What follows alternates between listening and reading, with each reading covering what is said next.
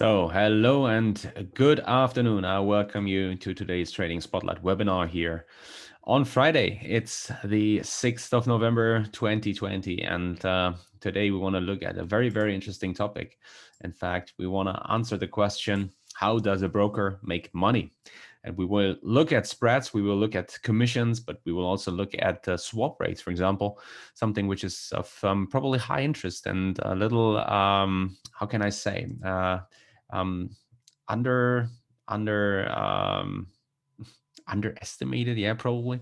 So many traders probably do not really realize how expensive it can be to hold positions, especially over leveraged positions over a longer time frame. And once you do not take this into account, once opening the position, it can have, in fact, the more often you do this and the longer you keep trades going for an extended period of time, sometimes it's I'm here talking about a step you take which wasn't initially planned. So it's more like I heard stories about people opening a position as a scalp and then riding the position for weeks because they started to say, hey, I hope that the market will turn around. So and what they do not take into account here is how swaps, in fact, can negatively affect their profitability, and that's also some way for brokers, in fact, to make money. And so, what we will do today is we will look at different aspects, in fact, and in fact, we also want to point out why a broker and its commissions model, but also in general tight spreads, why they affect your trading, and what is probably the best broker you can choose here. And we want to prove that. It's not just that we will look here and say, well, it's an Admiral Markets webinar, so Admiral Markets is obviously the broker of choice here. But I want to show you, in fact, an external source you can check out in terms of finding out the cost of doing business, of trading, in fact. And here in this context, then see that Admiral Markets is a very, very good choice, in fact. Before we start, first of all, let's have a look here at today's agenda. So first of all, we want to look at the spread. We want to, what we want to do is we want to define the spread. What is the spread? We did this in an earlier webinar. I also want to nevertheless give you another short update on the spread advanced, in fact.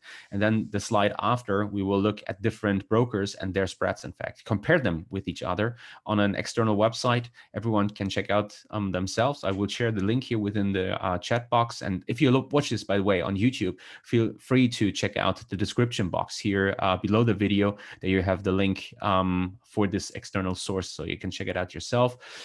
We also want to introduce the concept of raw spread compared to the markup spread, in fact, which one you should choose. In fact, this is the answer I want to give you as a trader. And then we want to look in the last point here at swap rates. So that's me. Oh, I'm sorry, that was a little quick. So that's me. My name is Jens. I'm in my early 20s, as you may see. No, I'm 35, in fact. So turning 36 this year in December. I'm in the financial industry now for 15 years, in fact. After I finished school, I went to a bank, in fact, and started the traineeship there. And after I finished my traineeship, there was the question, what do I want to do after that? Do I want to start working now, or do I want to go to university? If I go to university, what is what is the field I plan to study, in fact? And since I was always interested in financial, or not always, that's probably not the right way, but I started in the financial industry and working in the retail banking sector, especially.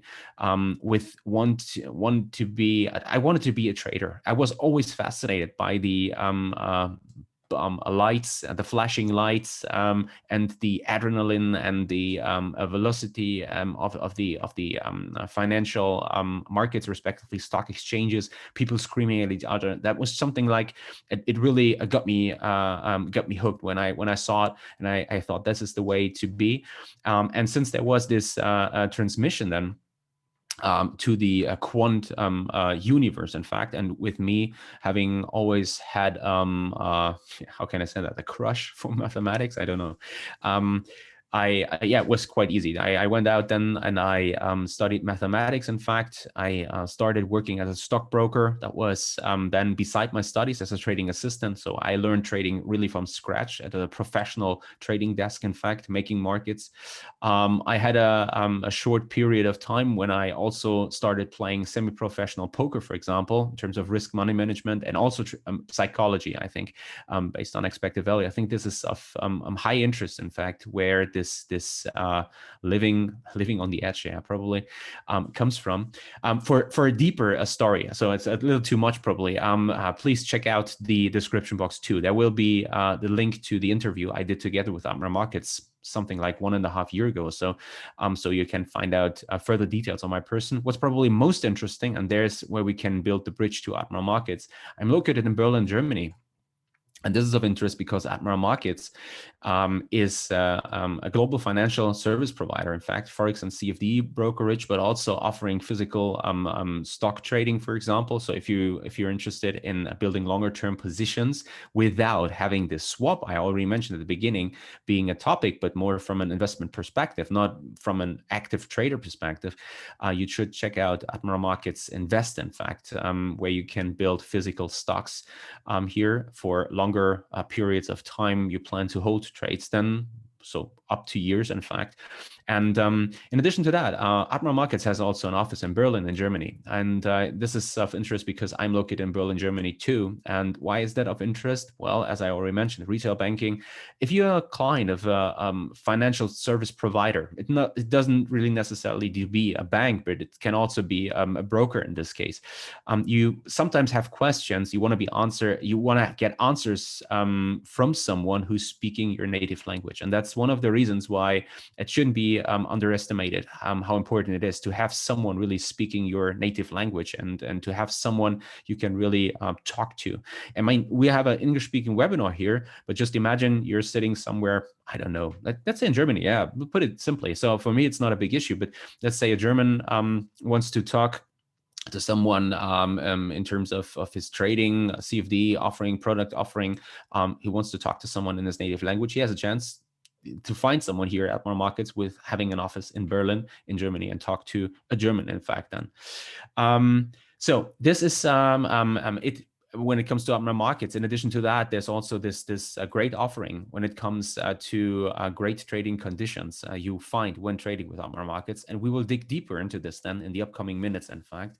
And first of all, we want to nevertheless start here with the spread. And we want to give a short introduction to this and remember, in fact, what we made a topic several months ago when we had the basics of FX trading, in fact. And the spread is the currency, the difference, the spread of a currency pair in this case is the difference between the bid and the ask price. In fact, it doesn't matter whether you look at FX, so Forex, or if you look at commodities like gold or crude oil, or if you look at the DAX, for example, so indices or shares, it's always the spread refers to the difference between the bid and the ask price, in fact. And so if we look here at the following example, let's say Euro USD trades at 110.72.2. This is, by the way, something which is of high interest. Probably that's a short excursion, let's say. So this fractional pip or this fractional pricing, in fact, this is quite new, in fact. So there has been a time when there was only 4 digits on the right side for quite a while. So when we referred here to Euro USD having a spread of 2 pips, for example, so where the quote was 1072 on 1074, for example. Fractional pricing with the 5th component here coming into play means, in this case, then we look here at a spread of 0.5 pips in this case, or the 5th component, in fact, 0.0005. So that you have a quite tight spread, but there has been a time when this hasn't been the case, in fact, and cost of doing business and cost of trading, in fact, especially when you trade it actively. So we're not talking about taking one trade and running it for several months or something, but we are really talking about active trading here. This is something which is which is costing you money, and something where the broker most of the time makes money from. So what we look at here is, in fact, and there you can see the spread, the difference here of the bid and the offer in this case. What we look at here is, in fact, a so-called markup spread. This is already a markup spread. We want to introduce this a little later, but you can first see here where the broker makes money from. So, for example, when looking at the offering from Admiral Markets, you will see. Let me just switch over to the website. Probably that makes probably the most sense. 1 second. Let's have a look here, and let me just open the website. Admiralmarkets.com. There we go. So we have different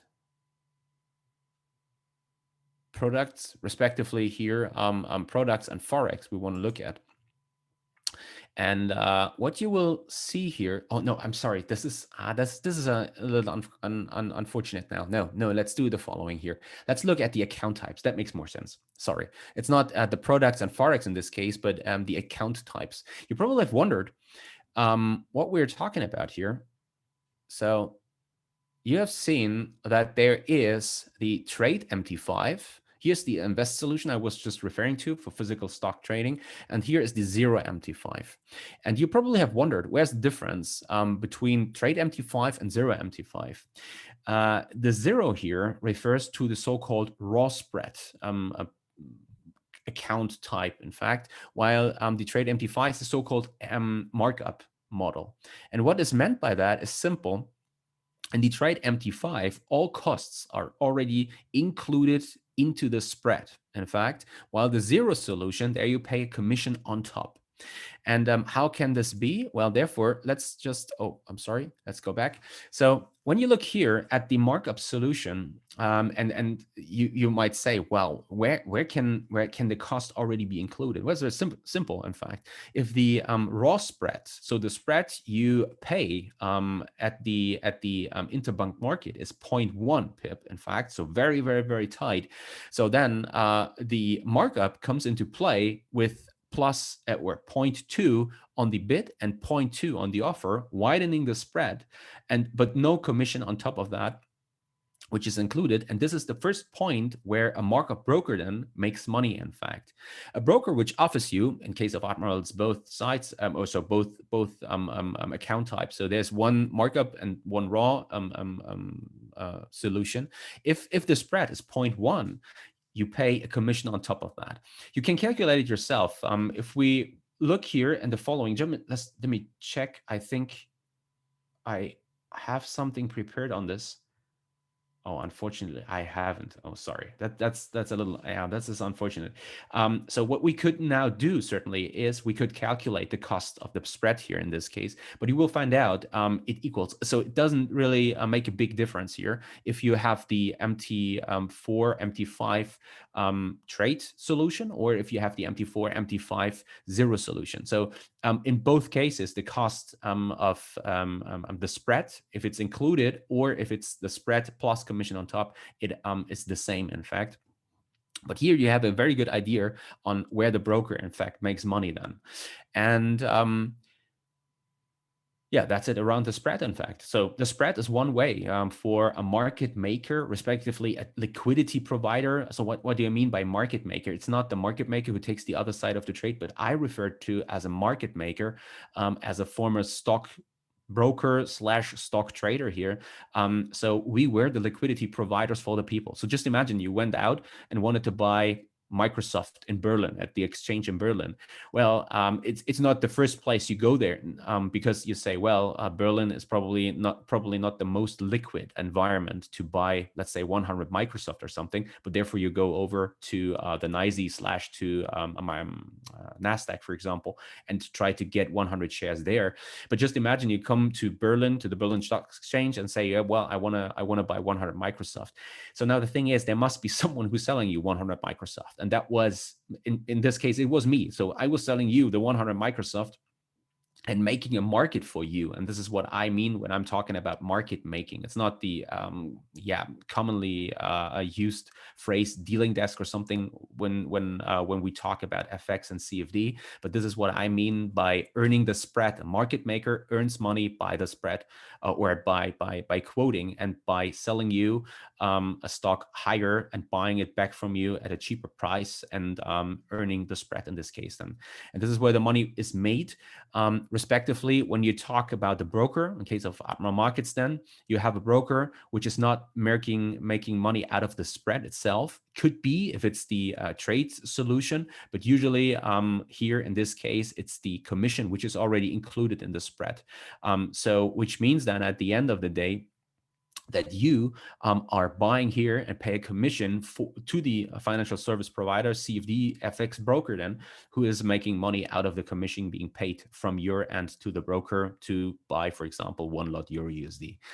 Okay, so that's it around the spread. Now let's have a look at the following. Let's have a look here at the so-called spread advanced. And what do I mean by that is you probably have seen that the spread of cross pairs is usually wider than the spread of major currency pairs. So therefore, let's have a look here at the difficult example, let's say, because some people might say, well, Euro JPY, isn't that a major currency pair? Not in my world. In my world, a major currency pair is usually, let's say, one of the big 5 to big 7 based on the numbers from the BIS here in this case. So the Bank of International Settlements, in fact, the bank of the central banks, if you want. And I look here at the 5 to 6 mostly and actively traded currency pairs, which is the US dollar, the euro, JPY, pound sterling, Australian dollar, and I need to look up now the numbers, but I'm not sure. Let's take the first 5. It could be the Swissy. I'm not sure because the numbers changed slightly, and you will probably. Or why I was a little skeptical now is also because the Juan renminbi plays now a more important role within the latest statistics from the BIS there. But I mean, the first 5 are completely fine. So which means then that I here look at the first 5, and if I talk about a major currency pair, I usually talk about the US dollar being calculated against or traded against one of the other 5 to 6 currencies here within this area, which means in this case, I have the euro, I have the JPY here being calculated or traded against the US dollar. So euro USD or dollar JPY is a major currency pair, while euro JPY, both major currencies to some extent, but not a major currency pair, also given the volume, even though it's significantly higher than compared to, let's say, euro against Mexican peso or something like that. But just to make sure where my differentiation comes from here, and why I refer here in case of Euro JPY to a cross pair, in fact. And then, yeah, we have Euro USD and dollar JPY, which if you multiply these two, you get Euro JPY. I'm not sure whether you're familiar with that. I mean, it's quite obvious and simple, but from time to time, in fact, people might wonder. Today, for example, non-farm payrolls were released. I've just seen that numbers came in slightly better than expected. I haven't had a chance to look at the market before here because I was preparing the webinar, but I could imagine that Euro JPY also saw some elevated volatility. And that was not because US non-farm payrolls or US employment situation is directly affecting Euro JPY, but it's due to the fact that it definitely affects Euro USD and dollar JPY. And if there's a higher swing here in this currency pair, and if there's also a so-called arbitrage opportunity, which could come into play, well, then it naturally affects Euro JPY in this context. And the two spread spreads in this case, they add up, so it's naturally wider, in fact. So you can see when you look here at Admiral Markets minute terminal, you have a spread here of 1.4, which is due to the fact that Euro USD and USD JPY is in fact adding up here in this case.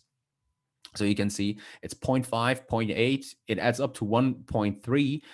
Here, the spread is 1.4. That's a difference. I mean, the thing is that this is most likely due to the fact that it took a while since I took the screenshot. Could easily be that it's 0.6.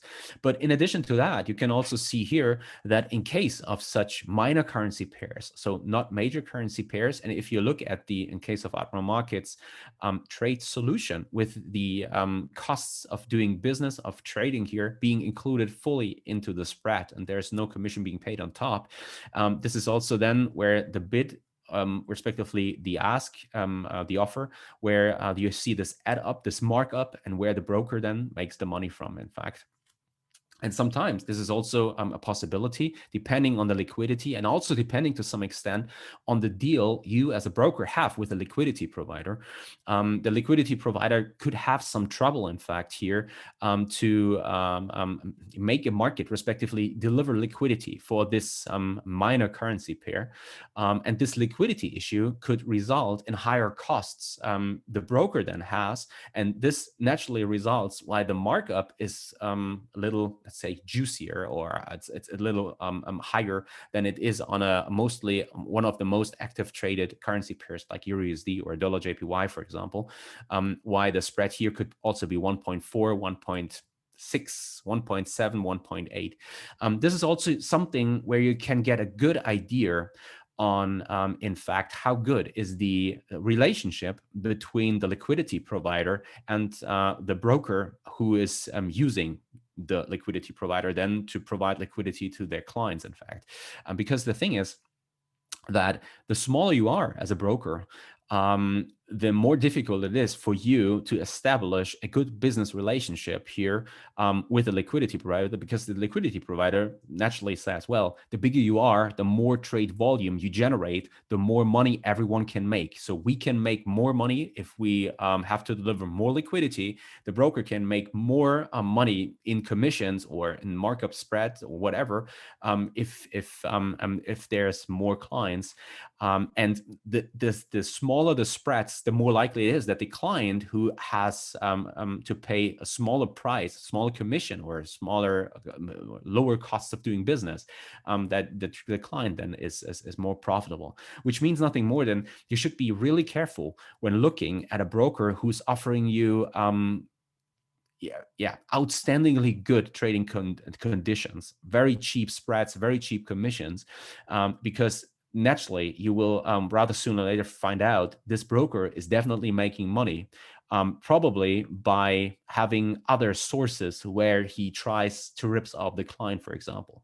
Bad order execution, slippage, for example, is one example here. And this is something where then the quality of a broker plays out, in fact, and where the client, especially the trader, finds out quite quickly if the broker is capable of guaranteeing, let's say, the offered conditions, respectively, the low trading commissions he is offering, in fact, because you don't really profit as a trader if you have a small spread in the platform. You can see it, but you can't trade on it because there's also on all the time, in fact, slippage. So to give a personal experience here in this context, something, well, I'm not giving any names now in terms of a broker, but I was trading with a broker. And that was especially in terms of the DAX then in this case. I had a small project running, and I used this broker due to also good business relationship, and everything was cool. And I opened an account here. I had the project going. And the thing was that they offered tremendously cheap trading commissions, respectively, very tight spreads.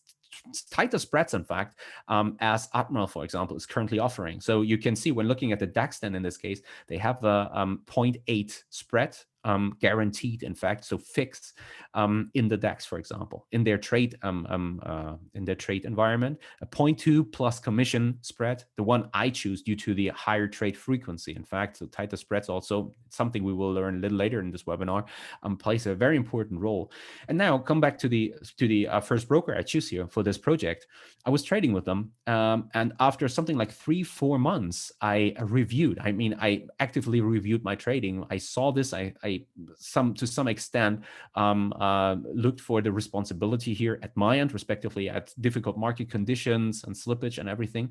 But then things turned really sour for me. And the thing was that I still had within their platform the tighter spread, in fact, but the slippage. So the order execution was so bad that I was paying, in fact, 1.5 to 1.8 spread on each trade I took in the DAX instead of the promised 0.6, in fact. And it was like, I contacted them and I said, well, I'm quite familiar with brokers and the business they run and how they make money and everything. Everything's cool, but this is probably a little too, let's say, to some extent, was really disgusting. I mean, we're talking about 3 times higher costs I had per each trade I was taking.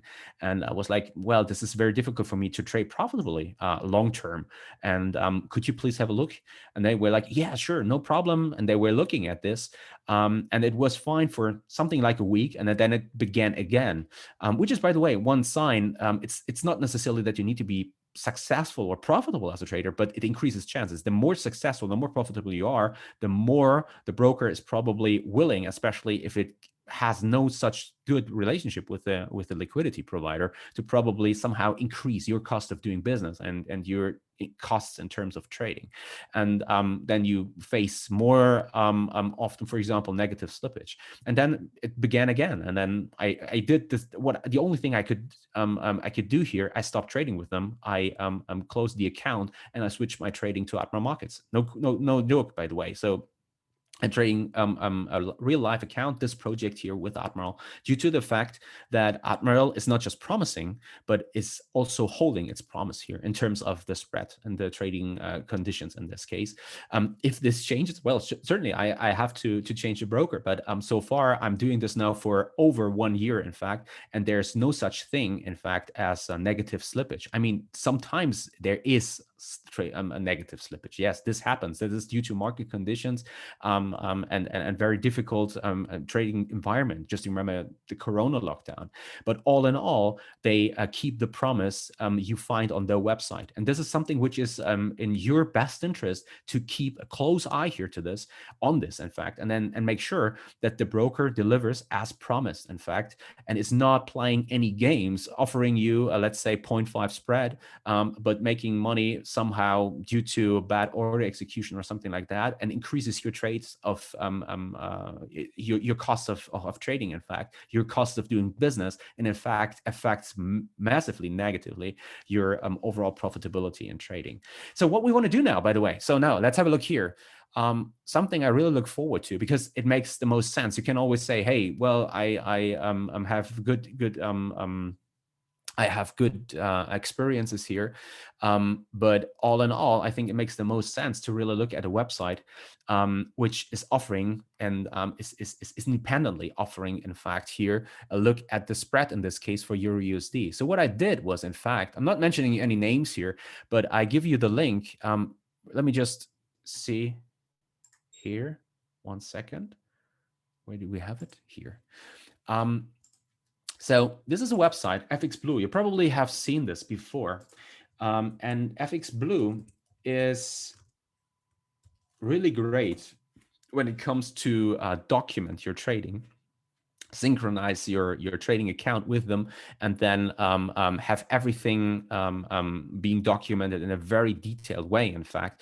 But there's also here the chance to go over to the broker spread chart. In fact, there you have Admiral Prime. By the way, Prime is the zero solution. You have also here the trade solution. So the two I was referring to here. I'm not now giving any names here or run a simulation. In fact, with other brokers, we have this in the presentation. What I want to show you is here, we draw a chart with the two offerings from Admiral, in fact, and show the difference between those two. The first one here is in green. This is the zero solution. The red one is the trade solution. The trade solution is the one where the costs of trading are already included, in fact. So the difference between these two is, in fact, the commission you pay on top. So it doesn't really matter whether you have the zero solution in green or if you have here the red trade solution, let's call it. But all in all, it comes down to, in fact, it all comes down to the same costs of trading, in fact. But this is the difference between the markup model we will look at a little later in the next slide, in fact, and the raw spread here. And what I did now in this presentation, it was that I compared different brokers with each other, and you have Admiral Prime here in red. So and you really can't see it, in fact. And then I have other brokers I put here above that. And what you can see is you compare the brokers and their spread on average for a time being. That was at the end of September, but it hasn't significantly changed. So play around with it. Oh, by the way, I'm sorry. I just saw that I haven't checked. I haven't. Oh, I have. I'm sorry. I have. Shared the link here in the. I have shared the link in the chat box, in fact. So everything fine then. And yeah, so play around with this a little yourself, but make sure, this is very important, make sure that you are not comparing a market broker with a zero spread broker or raw spread broker, however you call this. Very important, because that is not just not fair, but it doesn't make sense. I mean, you can compare a broker who is not adding the cost of trading into the spread and adding it on the bid respectively offer, and then look at a broker who is not doing that and has, yeah, per definition, a tighter spread then, in fact, but in addition to that, you have to pay a commission on top. But I did here, I compared 4 brokers with each other, and the red line, the one here at the bottom, is Admiral. And you can also see a blue line, for example. There's also a green line, a red line, brokers I compared with. So it's very, very close. It's a close race, despite the blue, in fact, here, which is probably pointing to not such a great relationship with liquidity providers. I don't know. Well, but it's something you can see yourself. And before you open an account with a broker, I highly recommend doing this research yourself and finding out who is, in fact, offering very tight spreads, low trading commissions in this case, or cost of doing business. And in addition to that, it's not sad. I mean, at the end of the day, you can see the spread here, but it also depends on the trade execution. And if the trade execution is not good enough and you face negative slippage in this case, well, that's probably not a very positive then in this context, and something you should definitely keep an eye on. And if you're not comfortable with trading, or if it's just not a positive experience, well, then you just have to switch brokers. This is one simple way for a broker, in fact, to make money trading the markets, or trading actively with your clients, and make money without going into a massive risk here when taking positions on the other side of the trade then. Other side of the trader then. So now let's have a look here at the raw spread versus the markup. We already talked about this now quite much. In fact, let's first of all introduce this concept to you, even though probably it became already clear what I mean by that, and then I will show you also one graphic which will perfectly explain that for you, especially as an active trader, probably especially as one who's very short-term oriented, scalping especially, that it definitely makes sense to give raw spread solutions, account types, deeper consideration than the markup solution. But before we start with that, first of all, let's come back here to the raw spread versus the markup in a written form. So you can compare, as I already said, you can compare a raw spread broker with a markup broker in terms of spread, since the markup is naturally wider, but includes already commissions. Okay, if this is not the case, and you see this push higher here, as here. So in this case, for example, 4 brokers with 4 raw spread models, and you have here one line which is significantly above all the others, well, this is, yeah, probably difficult. Let's say it's at least difficult because this is not including commissions, and commission you pay on top of that. So it's quite, let's put it that way, it's quite expensive trading, in fact, especially if you're actively trading. And so if calculations show that raw spread here and markup are the same in terms of cost, it depends on your trading style, which one you choose in fact.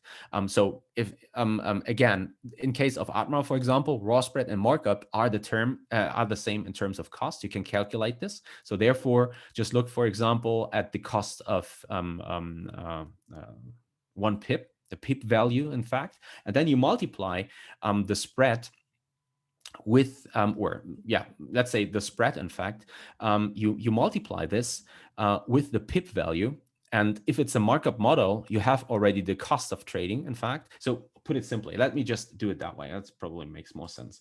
So let me just do it that way. So there we have an editor. And so what I do now is we have a pip value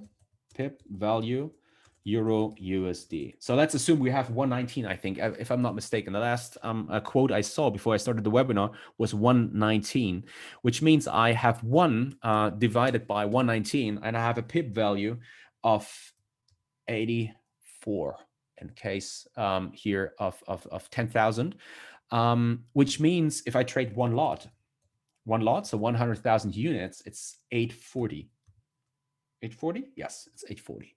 Okay, so that's the pip value. So now assume that the spread is markup. Let's say it's, what can we say? I don't know, 0.8? Yeah, something like that. Then the cost here is 0.8 multiplied. Oh, I'm sorry. No, multiplied with 840.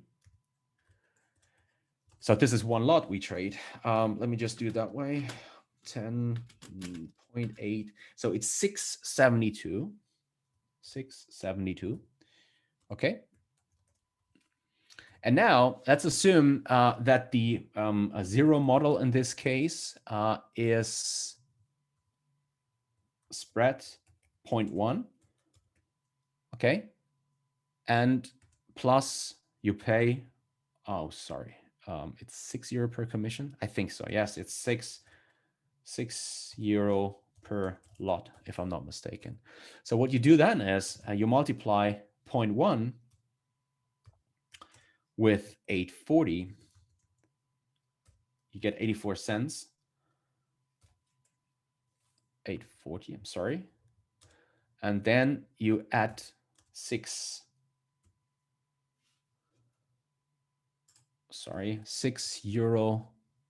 per lot. RT is round turn, so buy and sell, and in this case, plus €6. And you will see that you have 684 then in this case. So it's probably a little more expensive, in fact. But doesn't matter. So it's, and in fact, I am not even sure if it's €6, 550, but all in all, it comes down to the same cost of doing business here. So it's 10 cents a difference, in fact. So just to give you an idea how to calculate this, if you want to find out yourself how much the cost of doing business is. But again, calculations now show in this case here that the raw spread and markup are the same in terms of cost then, depending on your trading style now, which one you choose. So I all the time say I refer, or what's the word for this?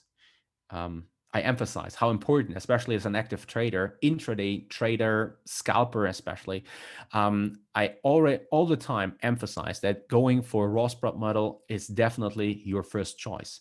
In case of a swing trader or longer term trader, it doesn't really matter. So both are fine.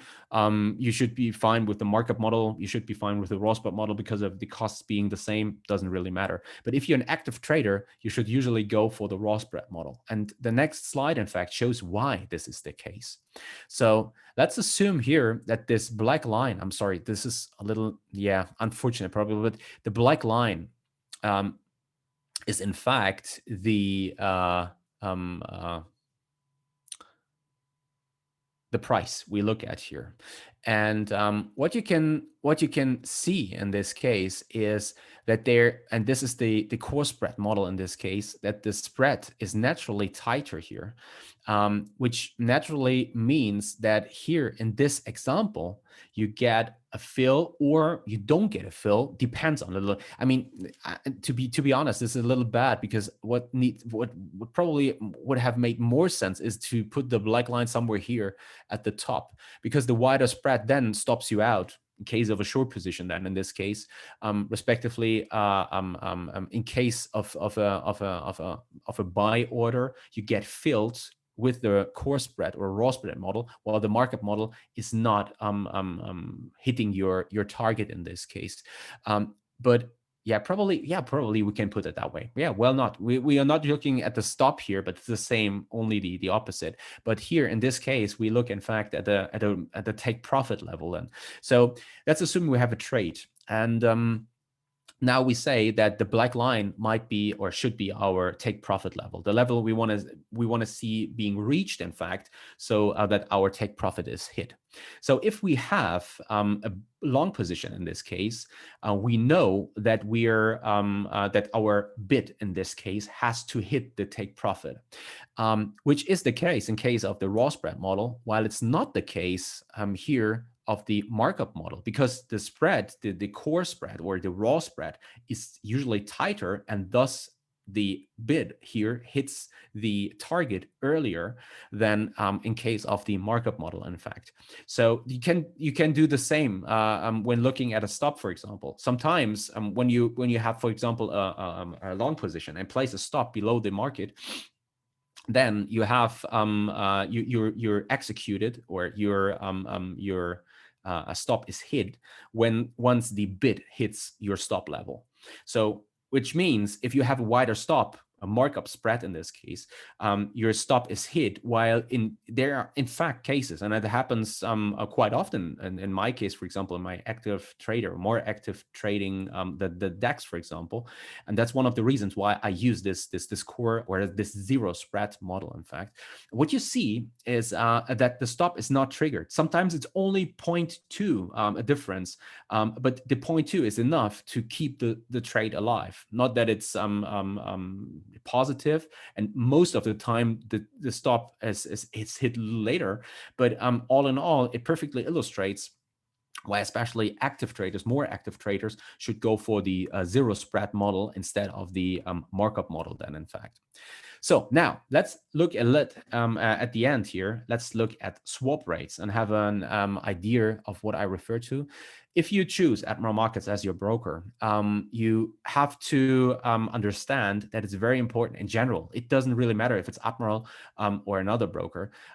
What you have to make sure is that the broker is transparent. That's what you have to make sure. The broker has to show and openly disclose, especially swap rates here on its website within its trading station. So the MetaTrader, for example. So in case of EURUSD, for example, you can find these informations on the website being disclosed. So what you have here is the source, and I also open it, in fact, on the website. Just 1 second, please. Here. So if you go to, and this is where now the products and Forex, respectively, EURUSD comes into play. If you click here on EURUSD, this is the website you're forwarded to. And if you scroll down a little, you will see that here are the contract specifications in case of EURUSD. And here you have the swap value for a long position, respectively the swap value for a short position. That's the cost you have to take once you hold a position overnight, in fact. So using a leveraged, in this case, a leveraged position, you place something like, let's say, if you have a leverage of 30 to 1, and you have a one load open, that means that you only need to deposit 1 second, 3,300, right? 3,333 euro here in this case. So as margin, a margin requirement in this case. And therefore, since you to some extent, you get a loan, in fact, you then have to post the swap here, or pay the swap for holding the position overnight, in fact. And this is something which is also very important, because this is something where also there's a lot of money being made, in fact, and brokers who are not transparent are usually not transparent for a reason, in fact. So they don't disclose their swap rates for a reason, because sometimes they are playing around then with LIBOR, for example, increasing the cost for per position overnight and everything like that. It was quite common several years ago. Times have changed, and especially these black sheeps, they were flushed out of the market. Still, it's something you have to take into account, and you have to understand before opening an account, and also understand where the broker makes money, in fact. So let's come to the summary for today.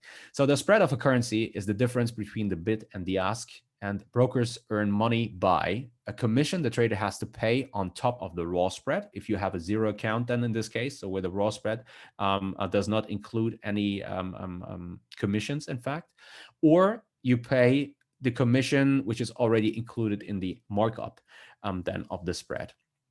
But there's also swaps you have to consider, which a broker charges for position being held overnight due to the leverage you use. And whether you should choose a raw or a markup spread model depends on your trading style. I recommend short-term traders, scalpers especially, that they usually should go with a raw spread model, while swing, respectively longer-term traders should also be fine with a markup model. Also, B means in this case, it doesn't really matter due to the length of your trading, and 1 pip not making a big difference here in this context, or 0.2 pips in this case doesn't make a difference, should not. So don't forget to join us next time. Paul will be here on Monday. He will talk to you about intermediate and advanced scalping strategies. Perfect,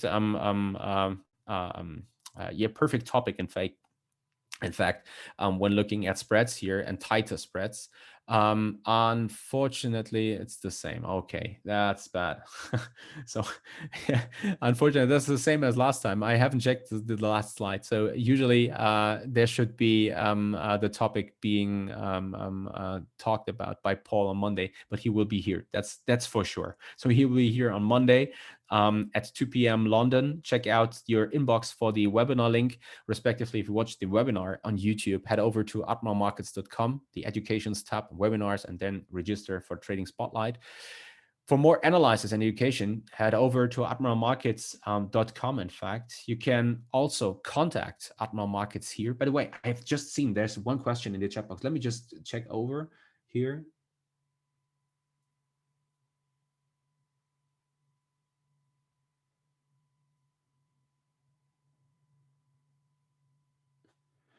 Okay, yes, this is something, at William, I will take this on my list then, in terms of expert advisors and further Trading Spotlight webinars. I can see what I can do here.